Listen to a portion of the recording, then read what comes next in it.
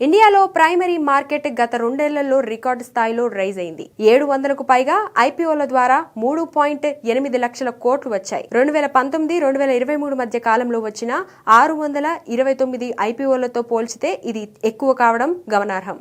దీనికి సంబంధించిన మరిన్ని వివరాలను ఈ వీడియోలో చూద్దాం. ఇనిషియల్ పబ్లిక్ ఆఫరింగ్స్ ఐపీఓలపై గురువారం విడుదలైన కొత్త నివేదికలో పలు అంశాలను వెల్లడించింది. మోతిలాల్ ఓస్వాల్ రూపొందించిన ఈ రిపోర్టు సంఖ్యాపరంగా, విలువపరంగా ఐపీఓ మార్కెట్ ఎంత వేగంగా విస్తరించిందో వివరించింది. ఇండియన్ ఈక్విటీలపై పెట్టుబడిదారుల్లో పెరిగిన విశ్వాసానికి అద్దం పట్టింది.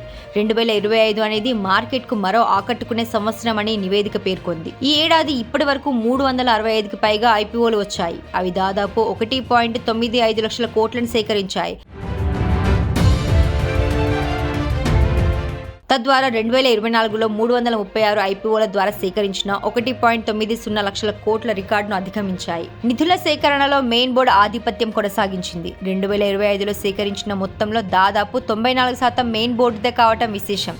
గత సంవత్సరం కూడా దాదాపు ఇదే పరిస్థితి ఉంది. గత రెండేళ్లలో కేవలం మెయిన్ బోర్డు ఐపీఓల 198 కంపెనీల నుంచి సుమారు 3.6 లక్షల కోట్ల రూపాయలను సేకరించాయి. దీన్ని బట్టి లార్జ్ ఇన్సియన్స్లు స్ట్రాంగ్ డిమాండ్ను ఆకర్షిస్తూనే ఉన్నాయని చెప్పొచ్చు. అదే సమయంలో లిస్టింగ్ల సంఖ్యాపరంగా ఎస్ఎంఈ విభాగం కూడా చాలా చురుగ్గా ఉందని నివేదిక పేర్కొంది.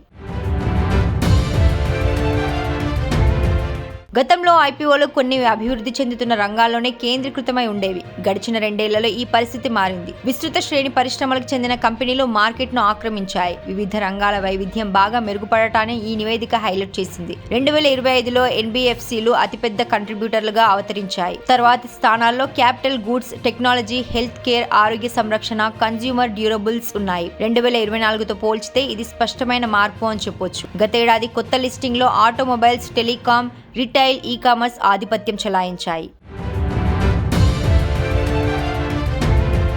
2024లో పెద్ద మొత్తంలో ఐపీఓల ద్వారా నిధులను సేకరించిన టెలికాం, యూటిలిటీస్, ప్రైవేట్ బ్యాంకింగ్ వంటి కొన్ని రంగాలు 2025లో ఫండ్ రైజ్ చేయకపోవడం ఆసక్తికరం. మార్కెట్ పరిస్థితులు, పెట్టుబడిదారుల ప్రాధాన్యతల ఆధారంగా ఐపీఓ మార్కెట్లో సెక్టార్ల లీడర్షిప్ ఎలా మారుతుందో ఈ నివేదిక నొక్కి చెప్పింది. కంపెనీ ఏజ్, సైజ్ కూడా ప్రత్యేకతను చాటుకున్నాయి. గత రెండేళ్లలో సేకరించిన మొత్తం ఐపీఓ నిధుల్లో సగానికి పైగా నిధులు 20 ఏళ్ల కన్నా తక్కువ వయసున్న చిన్న కంపెనీల నుంచి రావటం విశేషం.